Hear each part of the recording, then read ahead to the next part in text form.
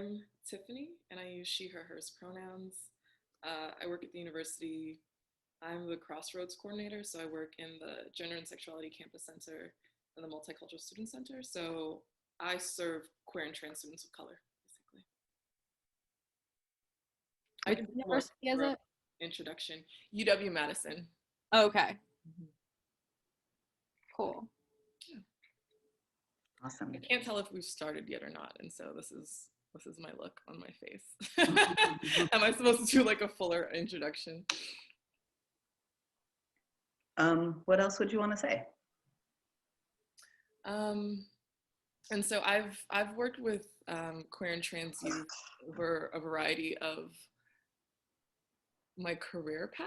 And so I'm actually originally from New York City, and I would volunteer at Fierce, which was back in the day, it was an organization that worked with like homeless queer and trans youth of color.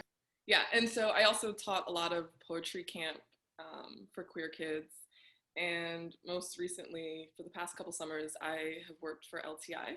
And so it's like queer youth around Wisconsin come up every summer to Madison, sometimes outside of Madison, and just like baby queer summer camp, which I always enjoy. And it's really cute. Mm-hmm. That sounds really cool. Yeah.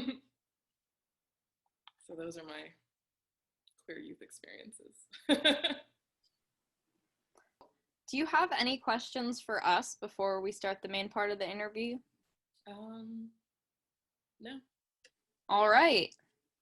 So we have a few general questions first. The first one being, what do queer and trans kids and youth need from their communities? I think the first thing that comes to mind is space. Like I think queer and trans kids need space to figure themselves out, figure each other out, space for their identities to form and shift and change, space to be listened to and heard. And with that, I also mean actual physical space. Like I think that being heard is one thing, but you also need material support. Like queer and trans kids need homes and food security, and need the spaces that they do go to not to be hostile. And so it's I'm realizing that I'm coming to the point of like they need safe spaces, but I don't mean it in the ways that it's kind of thrown around. I mean like actual really supportive spaces to bloom and be awesome. Yeah. Absolutely. Another related question, what do queer and trans kids and youth bring to their communities? I think queer and trans youth are conjurers. Like they are conjuring new language, they are conjuring new ways of connection, new ways of understanding your body, new language, new family structures. I think we should always be looking to our queer and trans youth for reimagining the world. Like I think when I'm in, so for instance, not everything, everything's shut down. The last time I was at this queer summer camp, I was just, I would have all these conversations and I'm like, the world you're envisioning is like completely blowing my mind right now. Like the ways in which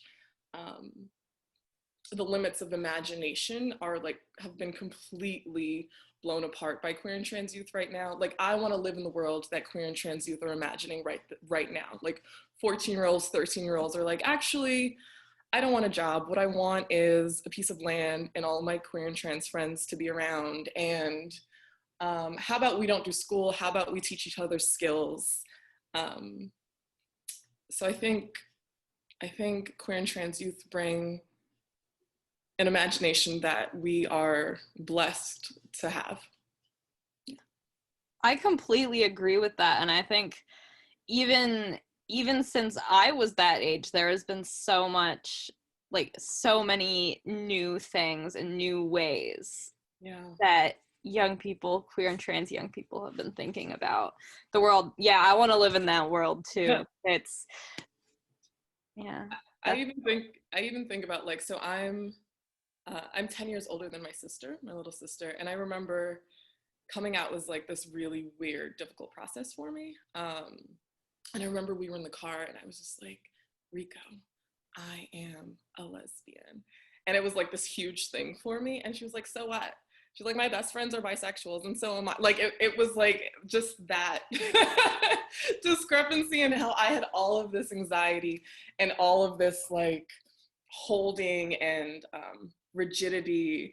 And she was like, no, of course you are. Like, what are you holding on? Like, what's the issue? Like, that shift I think is brilliant. And I even think I got my master's in gender and women's studies and took all these queer theory classes, did all of these things, and her access to language and concepts, it was like, it's what she was living. Like, it's what she was, you know, I was like amazed when I had my first queer theory classes. I'm like, oh my God, this is a wild way, like finally, like this is how I can think about my body and this is how I can think about relationships. And there are like high schoolers and middle schoolers with like this high, I'm saying high not to create a hierarchy, but like this broad, infinite way of understanding identity and connections that I find genius.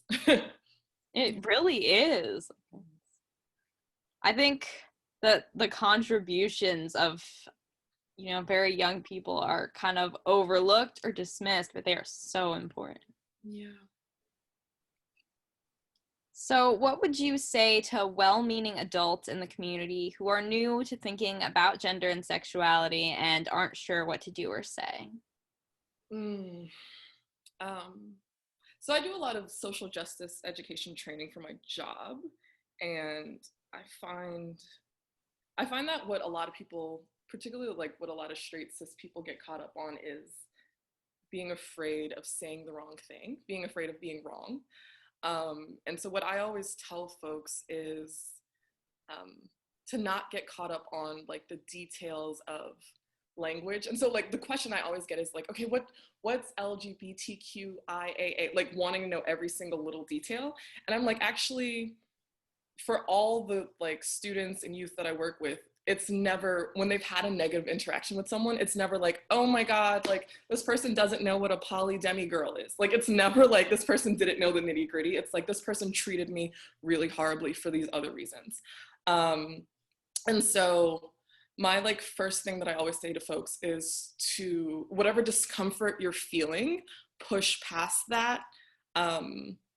Weigh your slight moment of discomfort to the like benefits of actually being a supportive person. Like, you messing up on something is not worth stopping yourself from like being someone, I don't want to bring it there, but being someone's like, I was like life and death, but sometimes it is that high stakes, but being a person who can help support a queer and trans youth through something. And so I think I always try to tell people not to get caught up in like making a mistake. Acknowledge the limits of your knowledge. Be like, I actually don't know what that word means. And ask someone how they actually want to be supported. So like, I think that would be the first thing. Like, so if you don't know where to start and you're like, oh, I really want to show up for someone, ask them like, what do you need right now? Like, how can I support you? What is it how can I make your day a little easier? How can I make your time here a little easier? How can I make your home space a little easier or a little better? It's never about, what if I use the wrong word? It's usually never about that. Unless it's pronouns. I think pronouns are deeply important. I also have people get caught up on that. They're like, what are all these pronouns? What if I make a mistake? It's like, panic sets in. It's like actual panic. And I'm like, first of all, there's like a white supremacist thing happening of like around perfection and not messing up, that I'm like, actually you can push past that and just try and like do better. And if you mess up, acknowledge you messed up and do better again.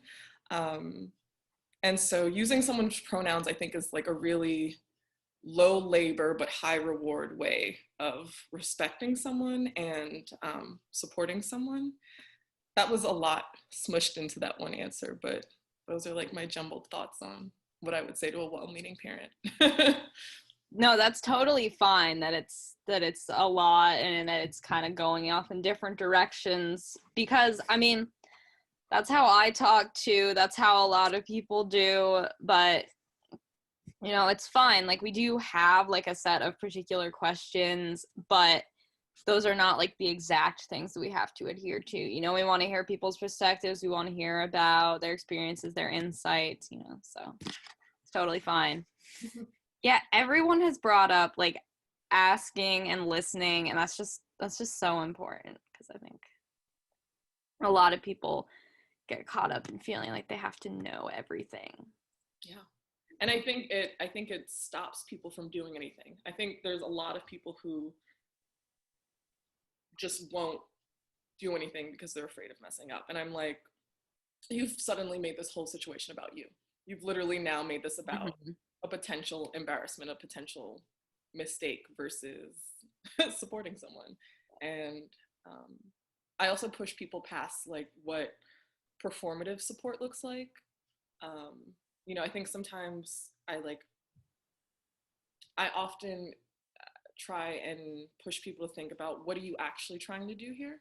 Do you just want to be celebrated for being supportive, or do you actually want to support? And that's why asking what people need is like a priority to me, because you want support to be about that person and not about you, and feeling good about being an ally. Yeah. Could you explain what performative support is for people who might not know? Yeah. I don't know what it is in a broader sense, but for me, I can say from my own personal experience, when I'm thinking about any type of support for anybody, I'm like, okay, am I doing this because I want to be thought of as a good person? Or am I actually like helping this person, like fulfilling this person? Or am I just wanting to be seen doing a good thing, like wanting to be seen being a good community member, versus actually giving someone what they might need, actually giving my community what it might need. And so one instance of this is like, I like don't like the word ally, because I think it's static. I think it's like a noun and it does something to someone. Like, I am an ally, it suddenly like flattens. And so I like to think of being an ally as a verb, which is constant and continuous. And to say that I'm like practicing allyship or advocating or practicing advocacy, it has it requires you to always figure out if you're actually doing something, versus like, you know, I'm Black. I am Black, period. I don't have to do anything ever again to be Black. But like, and I think sometimes that can happen for people when they say I'm an ally. It just like gets static. And so thinking about allyship as verb versus noun, I think can shift from performative to active. And so if I just put a sticker up somewhere, like on I don't have a car, so that would be lying to you, but like put a sticker up in my office window saying, I support insert identity category that I don't actually have. And then that's it. And I don't do anything else for the rest of my life, but that's my sticker. That's how I identify. I also have a pin on my backpack, period. That's it. That to me is performative because I haven't done anything. Yeah. Thank you. Yeah, I really like the framework that you put that in, of using ally as a verb, because I know a lot of people have talked about like not liking that you can just like put that label on yourself without actually, you know, thinking about, have you done anything, without actually, you know, communicating with people about what they need. But yeah, I really like using it as a verb. I was thinking of one of those exact examples that you brought up of the sticker, and in particular, the stickers that some K-12 schools use that say safe zone, or, you know, it's a rainbow sticker, I'm a safe person to talk about gender and sexuality, right? And in some cases, they get that sticker like as a reward for doing a 1-hour training. Yeah. And I don't think a 1-hour training actually usually Yeah. equips people to be as supportive. And so I wouldn't want for some queer or trans young person to be like, oh, this is a safe space, and then walk in there and ask for support that that person is just not equipped to provide, right? So thinking about how we can become equipped, even if it's aspirational at first, how we can get ready to provide that kind of support. Yeah, to make it true. Yeah, and I think I do a lot of trainings, and people often at the end of it ask for a sticker or like a thing, and I'm like, this isn't a party. Like, I'm not gonna give you a party favor. I don't. Yeah, I'm wary of those stickers because I don't know what it actually means. But I do think there is something important, at least for me, when I think about myself as a queer youth, like markers that you at least engage in this type of thinking about being inclusive practices. And so I think pronouns is one way to, like, I like to call them markers of potentially a safer space. So if I see someone's pronouns in their at the bottom of their email, I'm like, oh, okay, potentially, it's like a potential that this is a space that I can bring my full self to. And so they also there is an importance to the stickers, to the so like the performativity can be, what I've labeled performativity can also have its value if like that is sending, particularly if you're in an area where like it's not particularly inclusive. Like if you see one rainbow sticker, like that might be your haven. You're like, okay, this random's doctor's office is where I can disclose parts of my identity that I couldn't otherwise because of what I'm assuming is going on. And so like it's complicated, but I think both are necessary. I think the sticker and the work is when you're actually supporting queer youth. Mm-hmm. So another question that I had is, how would you support queer and trans youth who may not be out to their parents? The first thing I can think of is not pressuring them to come out. I think queer and trans youth are very, very well equipped of assessing safety, of assessing disclosure. In the same ways we were like just talking about those stickers, I think queer and trans youth are the experts of who they feel safe around. And so I don't like the stories of when like queer and trans youth come to me and be like, so-and-so says I should come out to my mom. And I'm like, you don't have to. Like, you literally don't have to. Like, this is a part of yourself. You're a whole, full human who can make decisions about your life and who gets to know parts of your life. And so that's my first thing, is not pressuring, not just youth, but anybody. Don't pressure people to come out. Yeah, I think there is a lot of pressure there, and like it can be empowering, but in some cases it's not safe. In some cases you may be ready later, in some cases that's not going to be a safe person ever, and like it's totally up to the individual, you know. I think particularly like a lot of straight cis people are like, they think of that as like the goal because they think of that as like a really important thing, which like it can be, but it's really up to the person. Yeah, I've seen too many queer and trans youth suffer real material consequences from coming out. Which, again, their decisions if that's their decisions, but when it's being pressured from someone else and then this fallout happens and then that person is like, I just thought you deserved the coming out experience that I see on TV. I'm like, well, a lot of people who say that, they don't really understand what can happen. Yeah, the high stakes of it. And so I always trust that my advice is to trust that youth to know what to do regarding coming out. Yeah. Thank you. So I did want to ask a couple questions about media representation. The first one being, where do you see positive media representations of queer and trans people in TV and film? Yeah. This is funny. I don't feel necessarily attached to the idea of positive representations. I like the idea of like fuller, like whole representations. Um, this is gonna sound funny, but like I actually I watch a lot of crap TV and a lot of problematic TV, so I'm probably not the person to ask this question to. But I do think that like I like media that is just I actually think like queer and trans youth are doing the best media work on TikTok. I think like they're representing themselves. It's hilarious. It's genius. It's actually genius in the ways that all that content can get into that little snippet in the midst of a stream of content. Because I think the best representation is just people representing themselves and then coming from a wide array of full selves. I also do watch Pose. I think it's gorgeous in its own way, but yeah, if my personal opinion, it's like TikTok creators.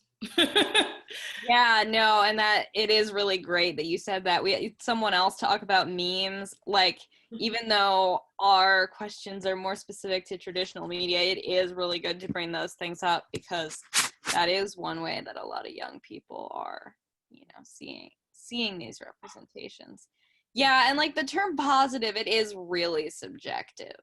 Like, because it sort of does like attach to the thing, like not all representation is good representation. Like sometimes things are very stereotypical or negative, but like, yeah, I think fuller representations is also a good way to look at it. Like particularly when you see queer characters where the story isn't just about the fact that they're queer, and like stories about that and like are good, but if that's the only thing available where queer people exist, then that really creates like a false structure, that like we exist everywhere. Like, and I also just I think media or content that also just like I want to see like queer witches and like queer werewolf. Like I also want queer characters in really dope storylines like that aren't necessarily centered on queerness but is infused with it. okay. Yeah. Are there any media representations that you've liked of queer trans people in kids and youth books?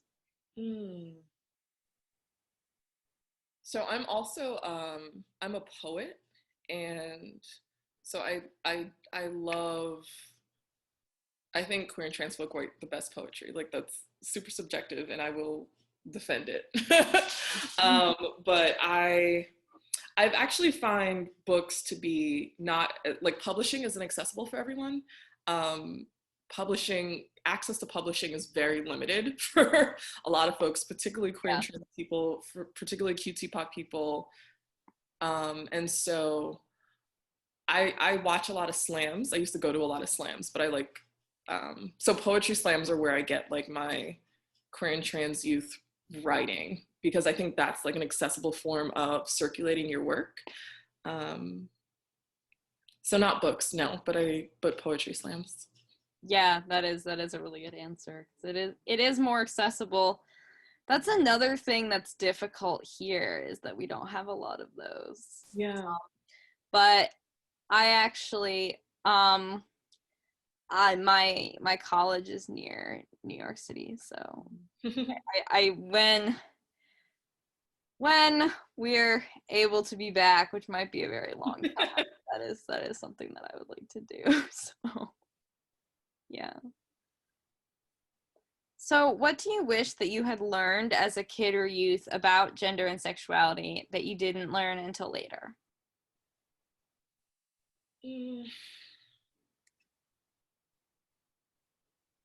I think I wish I had known how inevitable change was going to be, like changing your identity again and again. I think that sometimes coming out, that narrative, to yourself or to others, comes with such high stakes and high anxiety that like then you think there's something static, at least something cemented for me. I'm like, I am this. You know, I risked all of this to be this. I went through all of this to be this. And then like things start changing. You're like, but I thought I was that. um, and so I wish I had known the inevitability of change.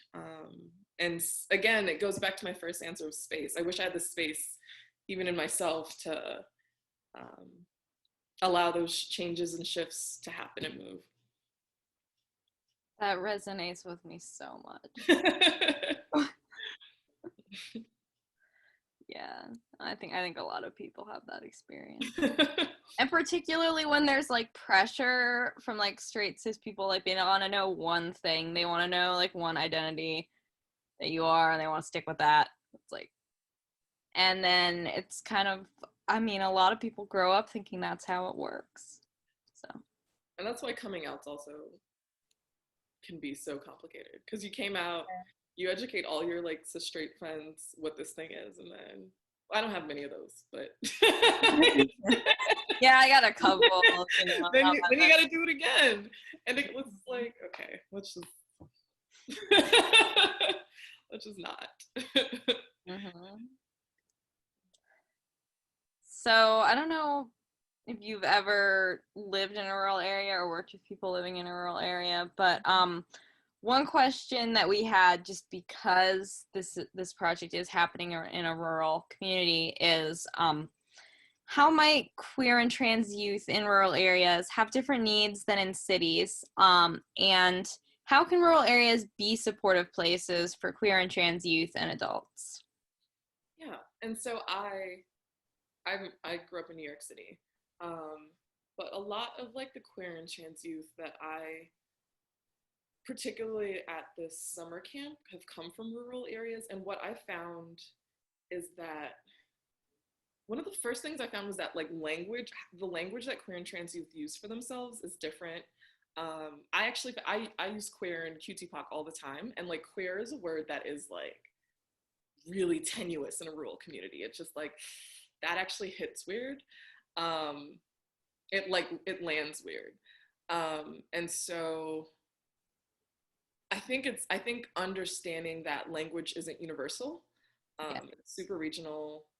And so even right now, like I'm a New York City person talking to potentially someone in a rural area, and you're hearing my language and you're like, oh, I'm just gonna use that language. And so it goes back to our other question of like, reflect people's language back to them. So like, if someone's like, this is the language I use, just reflect that back. Just be like, oh, great, okay, insert whatever word you just said. That makes sense. Yeah. Because I mean, for a while, I did not use queer for myself, because I think, yeah, in a lot of rural areas there is sort of that tension with that, but like other people called themselves that, you know, I didn't have any discomfort like hearing that around them. I think that is a good point. Yeah, we haven't had anyone talk about that yet, about language differences, and I hadn't even been thinking about that, even though I've been in both environments. And I was like, oh yeah, that's such a good point. So thank you. And even I'm the Crossroads coordinator, and QT-POC is the language I'm comfortable with from New York. And there were like particularly Black students here who were like, we don't know, like that's not a word I would use at all. And so like trying to find broad enough language for folks to see themselves in, to find themselves. Yeah, I think that was language that I became like more exposed to when I went to college. Yeah. I don't know with people who go to college in rural areas if that's similar, because I didn't. I really like where I grew up, but I wanted to go to college further away because it just felt weird to be in the same place. Yeah. Whereas and some people feel that way, and some people would rather be in the same place. So I think it just depends. That was kind of a tangent. I have ADHD. It's a good tangent, though. Yeah, I think, oh, sorry, go ahead, Davey. No, go ahead. I think I've also found that like when we've gathered folk together from different regions, language is an issue, is a point of difference. And I think people like, there's like this desire for the youth to be like, finally, I'm around a bunch of all these gay folk. And then they realize that like their racial frameworks are bad. And so then they're like accidentally being really racist and not seeing that and like thinking, yeah. So I think there are these lines of division that often happen when folks come together, that they're like, I was just trying to get out of my town to see all this queer utopia, and realizing that there are also these other identity things to work through, which can sometimes cause tensions, or like, I like to call them just like areas of friction to move through and move with. That was actually the next thing that relates to the next thing I was gonna ask about, so. But I also think another thing I would say about rural areas is if the like overall culture of the rural area doesn't feel inclusive, then those markers that I had in my last question called performative might actually be helpful. Like it might actually be really helpful for you to have a rainbow flag. It probably is actually helpful to be like, I am a safer space. Yeah, I know at least when I'm and I'm New York City biased, like when I'm in places and I'm like, when I like venture out of like city-ish areas, and I'm like, I have an assumption that places are homophobic and transphobic and racist. And as much as I drag them, sometimes a little rainbow sticker is like my saving grace. I'm like, oh, okay, like there is some sense of safety here. And so as much as I was just like, rainbow stickers are performative, actually sometimes they can communicate. Yeah, and the thing about this area is that like people think of it as a generally accepting place, but like at the same time there are just people may not be encountering a lot of people who look like them, a lot of people who have had the same experiences, because it's a very white area, and just because there are fewer people total, there are fewer queer people, there are fewer trans people, and there are not as many spaces because there are not as many buildings, you know, there's just not as many organizations. There's like a lot of towns, there's like a country store, there's maybe a school, probably a church or two, you know, a post office. What you two are talking about reminds me of some things particular to rural spaces that haven't come up yet. One is that thing about there just are not spaces, buildings, I mean, and like if there is a space or a group that meets or whatever for LGBTQ plus youth, it's often in a church basement, and churches aren't always at like the most obviously friendly places for LGBTQ folks. So sometimes that in itself can be a barrier, on top of which if you're not Christian, that's a kind of awkward thing to have all your support meetings be in a church. But I was thinking too, Tiffany, when you were talking about folks coming from all different areas around Wisconsin to this camp and having different language, I was thinking, why now that there's like, I get why when I was a kid, but why now when there's lots of internet access in many places, is the language still so different? And I'm wondering if part of it is that we don't always need categories in rural areas. That like when I was a kid, my next door neighbors on both sides actually were gay at various times. By next door, I mean like a quarter mile away. That's our but I didn't really know that in a conscious way because they were just my neighbors. Like I just knew them my whole life. I knew their names. That's how we referred to them. It didn't occur to me to name their relationship at all. And in a town that's so small that like, you know, if I talk about George, everyone know who George is and who George lives with, then we don't ever have to say that George is gay or bi or whatever George might be. I had that same experience with our neighbors who, I mean, I guess I didn't really think about that they were gay, you know. It was just like, oh yeah, you know, it's these two people, you know, they live together, you know, they have these dogs, you know, we went to their bonfire. It's like, Yeah. And I think this is fascinating because this happens a lot in Black communities too, where like there are these like deeply nuanced understandings of gender and sexuality. It's like, yes, she uses she her pronouns, but we call her Mr. And like nobody, like there's no need for a category, like, or it's its own like nuanced language for it. I was talking to my intern the other day, and he's from a rural area in Georgia, and super queer in all the ways, and his family has always acknowledged his queerness without naming it, but not in a way that like I think in like mainstream culture we like to think of that as silencing, but it wasn't. It's just like, oh, that's just so and so. He came to college and learned all this language, went back with all this language, and they were like, what are you doing with all, like, we know who you are. We don't need, like, you don't need to do all of this. Like, this is too much. And so I do think there's also, and maybe that's generalization, but I think in a lot of communities, and rural being one of them, like this language, the language that oftentimes gets produced in like academia or like other, or city areas isn't necessary. Or just, yeah, it feels excessive, but it's not, yeah, I think we sometimes, I'm saying we because I'm like, I think I've engaged in this too. I'm like, oh, you're being silenced, and it's not you're being silenced. It's just a different way of holding someone. yeah, it is. Okay, so I did want to spend kind of the last part of our interview talking about intersectionality within the queer community. So my first question was, what particular barriers do queer and trans youth of color face, and what particular strengths and assets do they bring? And what could adults in the community do to make it more welcoming for queer and trans youth of color? Yeah, I think the barriers and the strength are enmeshed. I think that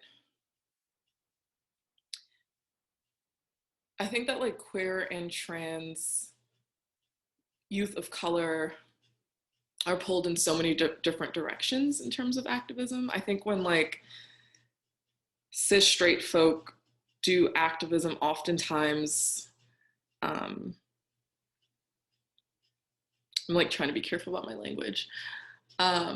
So for instance, like if it's not, I'll just speak from my own personal experience, I'll do that. So like when I was a youth and was like trying to get into activism, it was literally like, okay, and I did like Occupy things, and it was just like, okay, are you going to the Black caucus? Are you going to the queer caucus? So oftentimes I was like literally like split in all these different ways. But I think that particularly in this moment, like people are understanding that an intersectional lens, intersectional tactics are what we need. And I think that's because we're realizing more and more people are realizing that oppressions are interlocking. And then if these systems of oppression are so nimble and interlocking and like getting us all, we also have to like resist in these interlocking ways. And so I think it's in particular that, I mean, Black queer women have like laid out all these frameworks for activism. That's just, they have.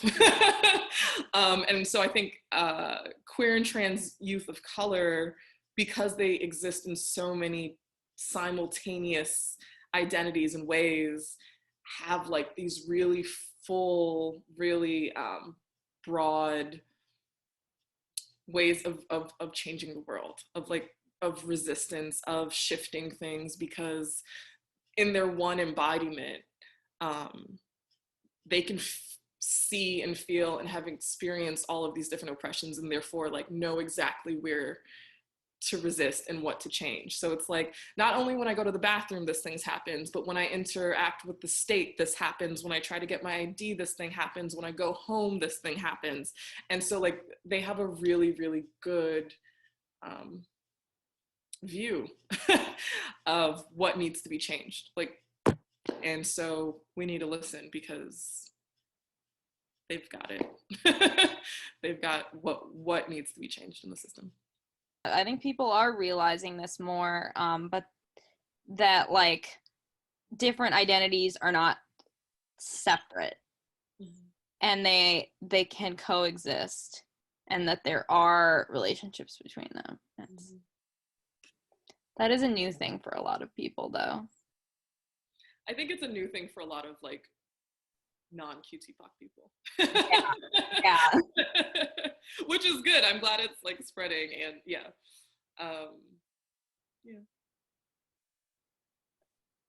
Okay. The next question I had was, what particular barriers do disabled and or neurodivergent queer and trans people face?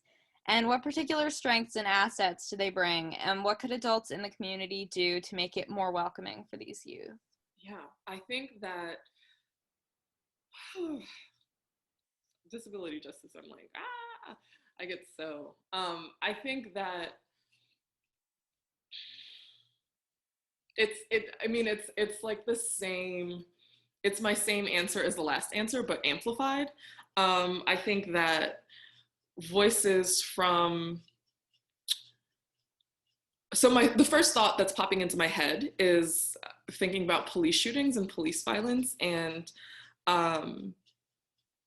oftentimes it's like, you know, police are shooting Black men is the narrative, and like the disabled community is like, okay, let's talk about the fact that the vast majority of folks being shot by police have some sort of disability. It's like, I think the statistic is like 60 something. I'm not gonna like throw out a statistic, I can't remember, numbers aren't my strong point, but I think it's all of these intersections are forcing us to create really complex narratives. And I think centering disabled, queer, and I'll just like queer, trans voices of color get to the truth of things. I think people like really snippy, like, oh, this is the issue. It's like, actually this issue has like 5-6 different layers, and we need to address all of these, or the problem's actually going to stay the same. And it's hard work.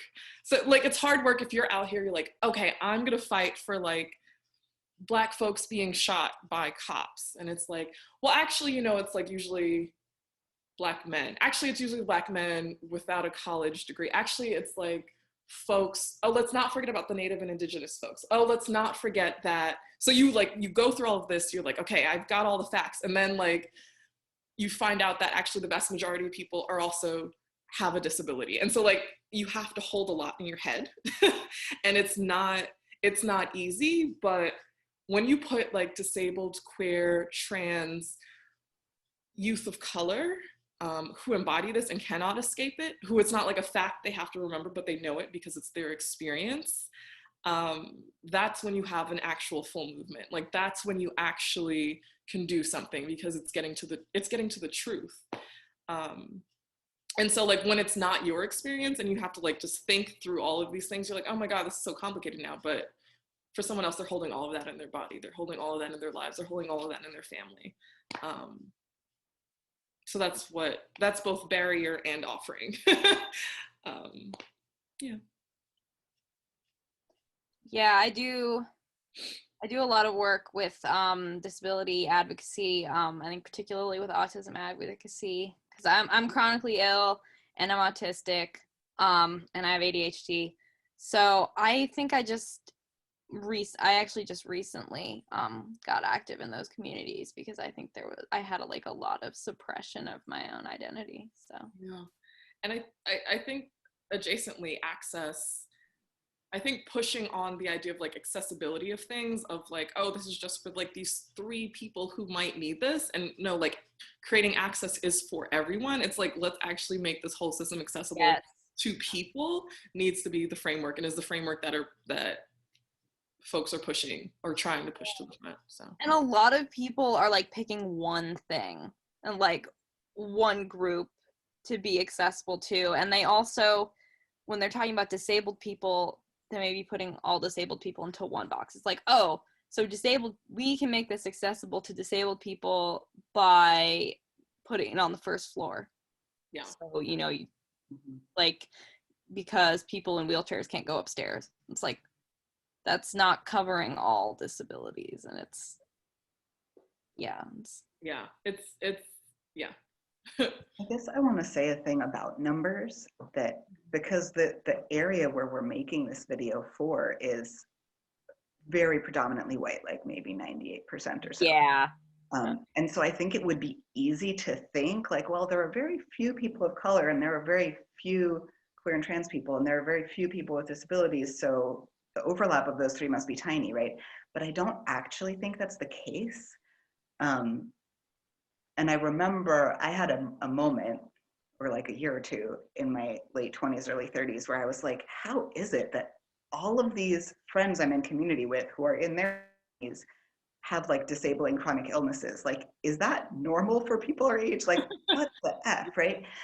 And that's because like stress causes illness, stress exacerbates illness, stress makes an illness that might otherwise be inconvenient become disabling, right? And racism is stressful, and transphobia is stressful, and homophobia is stressful. And so that's not at all surprising, right? And some of the strengths that we need to survive each of those are the same. Yeah. So that we can learn from that overlap. And the thing about numbers too is, when I think about, whenever I leave a training and folks are like, okay, I'm gonna do that, like people think they're going into trainings so they don't make a mistake with one person in the room. And I'm like, no, this is about your entire room. Like, you are making this whole space more inclusive for everyone. It's not about like, and that's what I think about with social justice work, is like, we're putting these particular voices in the front, not so well, yes, like queer, trans, disabled folk need better lives, and we need to make a better world for that specific community, yes, because oppression, period.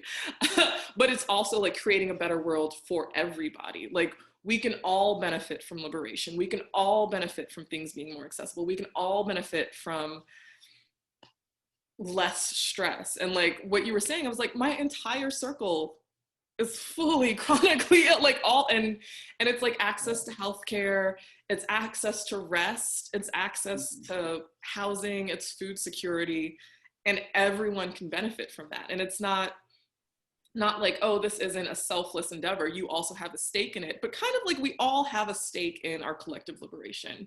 And the more people realize that, things stop being performative. We all start realizing like, oh, we're all actually caught up in making this world better. The more active we will get, because we'll see ourselves. Yeah. When I grew up, I did not, it is really interesting how, like Davey, you brought up, that you didn't realize there were all these young people like with chronic illnesses, and that you know all of them now. I have grown up so much being like, oh, I can't do, having to tell people like, oh, I can't do this thing. Oh, I have to bring this medication. Like, oh, you know, I'm allergic to everything at this restaurant, so I have to find some way that they won't see me like eating the stuff I brought from home. It's like, there's just a lot of different things. I felt really isolated, and I felt like, oh, you know, I'm slowing my friends down.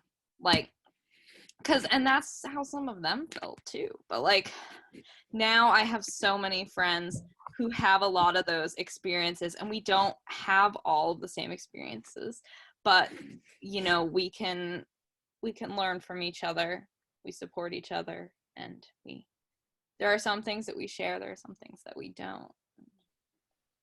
Yeah, and that piece of inner work that we have to do of saying like, no, I'm not being a burden. Like, actually, this is something I offer community, right? It is a gift to community to name my needs and ask my community to meet them. And that, like, I think like a lot of straight cisgender white women could probably learn from that, right? To learn to take space within their relationships, within their communities in the face of misogyny, right? But it's when you're being targeted by more than one of those things at a time, you learn it fast. Self-care isn't going to save us. It's collective care. It's I think self-care is a scam, personally. Yeah. We went on a really beautiful tangent. Absolutely. Oh, this is all really great. I really appreciate, your perspective, and that I'm really glad that you've done this interview. Is there anything else that you would like to share? It can be on the topic of intersectionality. It can be about your work. It can really be about anything. I think I said all my pieces. All right. Oh, I have another question for you, actually. I wanted to ask you about poetry. And one reason I wanted to bring that up is I think a lot of times there's not going to be like a programming for queer and trans youth that queer and trans youth can actually access, right? Especially if they're not out for whatever reason. But so often queer and trans youth find refuge and find like a space to grow in art spaces and in poetry spaces in particular. So I was just wondering if you wanted to speak to that at all. Yeah, I think poems saved my life before I knew what poems were. I think that, as I mentioned before, like I think poetry is one of the most accessible art forms. Like you don't need paint, you don't need like all these things can sometimes come with money and rooms and Audre Lorde talks about this when she talks about poetry. She's like, it is accessible. Not only is it accessible, it's your right. And she specifically talks about it with like I'm putting women. She uses the words women, but I think it is like a queer and trans. I think it's our right. I actually think it's everyone's right, but it's particularly important for like QT POC and queer folk and trans folk. The way she describes poetry is it's the study of it feels right to me, and I think when that's the discipline of poetry for her. Like this feels right to me, and I think when you are under so much stress and under so many of these different forces that are like trying to kill you or like not really caring about your survival or telling you have to do self-care and figure it out, that like poetry gives you access to how you feel, and like having access to how you feel is gold in the midst of a world that's like so swirly and telling you you're not valuable and telling you don't have a voice and telling you don't or shouldn't exist. I also think it's like a brilliant way to speak truth to power. If you've ever been to a slam, it's a lot of trauma. Folks are very vulnerable. It's like this terrible thing happened, this terrible thing is happening, these terrible things might still happen, or it's like this was an experience of intimacy, or it's breakup, and it gives folks a way to, for me, it gives space to something. I think often our lives are so, for me, for instance, I have like decided to stop. I'm like, I have to stop obsessing about Trump. I have to stop looking up his, I'm like obsessive and it's taking up all this time. And I saw a quote where it was like, what racism is actually doing is like wasting your time. Like it's wasting your time. Like you can't go cook a meal because you're like proving to someone that you're worthy. And I think poetry forces you to like talk about your feelings that doesn't come with like an expensive therapy bill. And so I think, yeah. I recently taught a poetry, it wasn't specifically for queer folks, but a youth poetry class. It was like a week-long virtual poetry seminar, and it was like hard for me to think of how to do, but I figured it out. And so I'm really curious about what this lockdown has done, and so like in rural areas, what it might mean for a queer or trans person to access a virtual poetry space. Yeah. Long answer 4. More poems. More trans poetry. The poetry slam that I went to, like I had a really great experience there. I actually performed, and it was not a thing where I had to sign up for it and be like commit to doing it, because if it was, I would never have done it. Yeah. Mm-hmm. Like, no, I just showed up because one of my friends was participating, and there was another one who was judging, so we like stopped by. We were just like, oh, you know, we're gonna go to this thing, and they asked like if anybody else wanted to, and I was like, wait a minute. No publishing, no editors. You get up, Nope. you You know, it's go a lot home. more. You get clapped for, people cry. I think it's brilliant. I also really felt appreciated in a way that I did not in a lot of other spaces. It gives you, it's a world on its own. Mm-hmm. I bet it's a better world.